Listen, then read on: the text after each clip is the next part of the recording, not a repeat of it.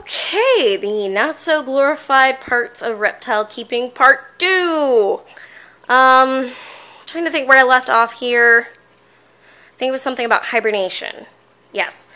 Some reptiles, just from seeing the natural shortening of the daylight hours, if they can see natural sunlight, or from sensing barometric changes like pressure drops and humidity drops, know what time of year it is, even without you doing anything, such as decreasing the temperature in their cage or changing their artificial light cycle. And sometimes those are the only cues it takes for them to know, oh, it's winter, it's time for me to hibernate. And if they go into that mindset, they shouldn't be fed, they shouldn't be handled, they shouldn't be messed with, and you should actually take the heat pad away from them and cool them down if that's what they're going to do. And a lot of people, when they stop eating during the winter, even though they haven't changed anything in their cage environment, are freaked out because they stop eating and they don't know why, and that's why. So it can be very frustrating for keepers. It can be very annoying, especially if you're a person like me that really likes to take them out a lot and interact with them and take pictures and do educational things with them. So that's not fun. The sudden going off of food for no reasons, but that is one of the reasons. Just natural things occurring in the air or with light can tell them it's winter and it's time to hibernate without you doing it. Some reptiles do need to actually be put into hibernation in order to be healthy. This is rare. Just do your research. You'll know whether or not you have to do it. Some reptiles should be put through a hibernation period if you intend to breed them. During hibernation, you pretty much would just shut off their heat pad and not feed them all winter or touch them or anything, and they'll just kind of sleep, hibernate all winter. So that can be a big hassle. It can be a big pain in the ass, again, if you're somebody that likes to touch them a lot or take lots of pictures or videos like crazy me. That can be very, very annoying, not so fun part of reptile keeping. Now I think the last thing we're going to actually get an animal for. So I'm going to hide the camera here again. Hopefully I don't smell too weird, like chlorine. I might. I don't know. I washed my hands before this video. Here's my other cage. You can see this guy is going to be getting a very pretty setup today.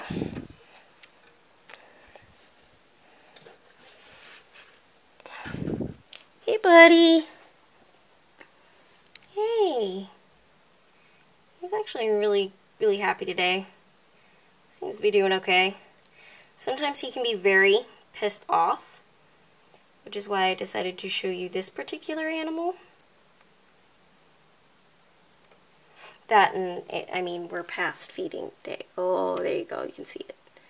He's kind of freaking out a little bit. He's puffing up.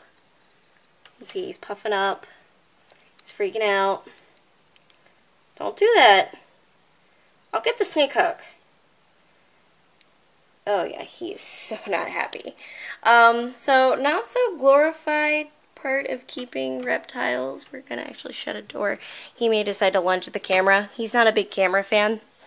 So not so glorified part of reptile keeping. Pissy animals. Pissy animals. This guy is not too bad. I've seen ones that'll like just lunge for the camera like right away or at the glass or whatever for like no apparent reason. He's just really freaked out when you first go in. Usually once he's up and out of the cage, he's a total puppy dog. Though he does spook easy. So he's iffy, you gotta be careful with him. But not so glorified part is pissy animals. Definitely pissy animals. So we're gonna try and do this without getting bit. Snake hook.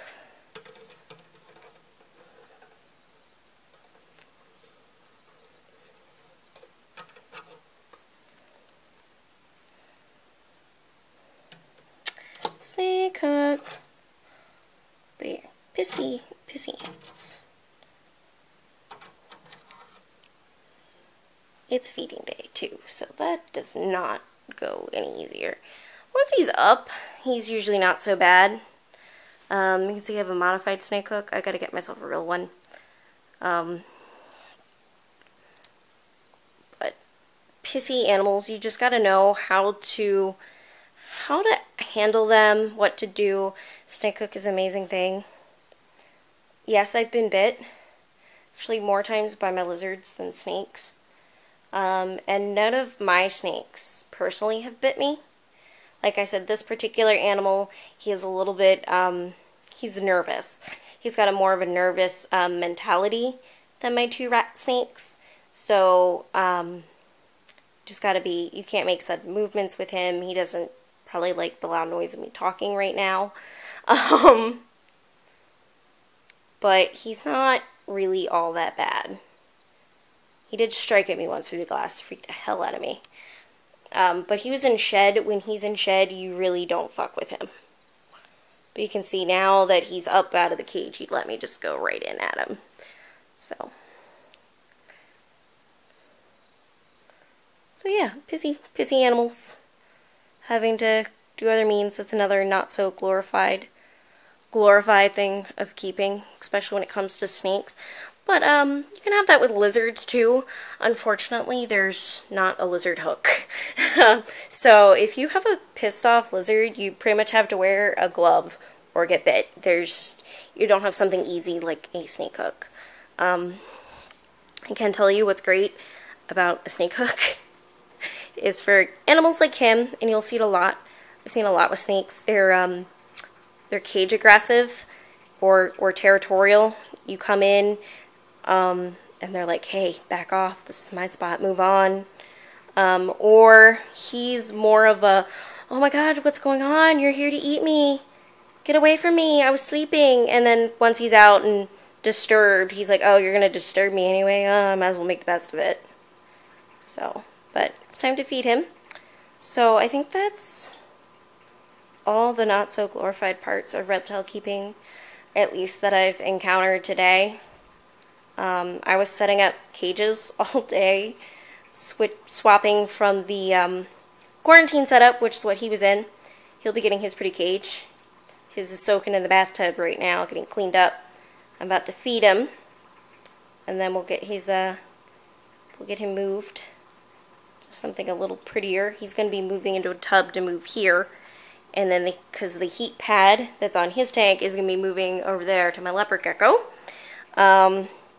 And then I have a baby boa that's going to ship out in late April as soon as weather warms up around here. So the baby boa is going to be in the cage that I just took this guy out of. And this guy is going to be moving into a tub, which takes up this entire bottom shelf here. So it's actually, he's moving up to something a little bit bigger, and we're going to give the slightly smaller cage to the baby. Actually, in terms of gallons, the cage I took this guy out of is bigger than the tub. However, it's an alboral cage, so a lot of that gallons is height, and he's not going to use that height. The boa will use that height, so my baby boa can stay in there probably for the first year or two of his life, depending on how quickly he puts on length. So a lot of shuffling around going today, because like I said, I've been putting together pretty cages all day. I did this one, I did this one, I did hers this week, earlier this week I had this one. I'm setting up this guy's cage. This frog down here is going to be upsized to a bigger cage, because that's really the only other suggestion somebody had to try and get him eating, is that maybe he's too cramped, that he feels like he doesn't need the calories. So we're going to be double sizing his cage. The cage that he's in, by the way, this frog, was not meant to be his permanent home. It was meant for quarantine. And during quarantining periods, you usually use a half-sized cage than minimum. Which is just so you can pack more stuff in there so that they feel safer. and so you put less distance between them and their food, so it's easier to find food. But since he's not eating and somebody thinks it might be because he's too cramped, hey, I have a 10-gallon tub. We're going to use it. See what happens. Like I said, I'm really willing to try anything. So yeah, I think I covered everything. Oh yeah, the other unglorified thing. So you see, when I went into his cage, I had to dig him out. Laziness. Reptiles don't really do a whole lot, especially depending on what you have. I mean, she sees that I'm paying attention to her right now. You can't even tell there's something in here. There is. This guy was out a little while ago, but he's buried. And he's buried. They tend to hide. They tend to spend a lot of their time really tucked away, and you can build something really pretty like this and awesome to really show them off, and they just hide all day and you don't see them. So, now don't get me wrong, reptiles are great. They make very good companions, especially if you know what you're doing. Please research before you buy anything, know what you're getting yourself into, watch videos, find out what average behavior or temperament is, find out what size, what kind of heating and everything they're going to need. Yeah, so, I mean, please do that. I mean, they make great companions, but you do have to wake them up. They're not, a lot of them spend a lot of their time hiding. There are ones you can get that are going to be out and about more often than others. Or ones, there's plenty that are a lot more content to kind of just hide in an out in the open spot, like right under leaves or something, such as a tree frog. My guy that's down here, right now he's in his humid hide in the back. He just ate, so he's hiding, but he usually spends a lot of his time out in the open in his water dish right here. And during the morning, he's almost always crawling around. If you go near his cage, he'll hide. But if you watch him from a distance, he's pretty active, which is nice. This guy, lazy bones. Total lazy bones. Don't see this guy out much. He is out, but he's not active while the lights are on. So the lights had to be completely out in the room. And even then, he always usually feels like too exposed or something. So, yeah, not the greatest. This guy is actually usually fairly sociable. He'll come out at night, and you'll see him, and he's probably the least easily spooked when you go near the cage when he's out. He won't just bolt. He'll crawl around a while, dig around, and then he'll make himself comfy and you won't see him again for hours. So he's actually out in the living room because he's the most sociable of them all. Like I said, the frog tends to just hide in the open. He's a tree frog. My leopard gecko here, she's used to hide constantly, but in this new setup, she seems to really like just this overhang. Just hiding out in the open in the overhang so you can see her. Though she's got plenty of places she can hide. She's actually pretty active at night too. Again, only when the lights are all out. And if you go near her cage, she'll usually shy away back into hiding. Same thing with my crested gecko. She's not shy when you're near her. When she's out and about too much, she'll stop moving around so much, but she won't run and hide. But again, she's only active at night. She's probably the most active of all of them.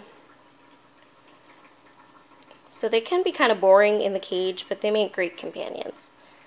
But there's definitely some options of ones you're going to see more and ones that are going to be more active and whatnot. So look around. I think I hit everything. If anyone has anything to add that's not so glorified about reptile keeping in general, go ahead and add it to the comments. Alright, bye.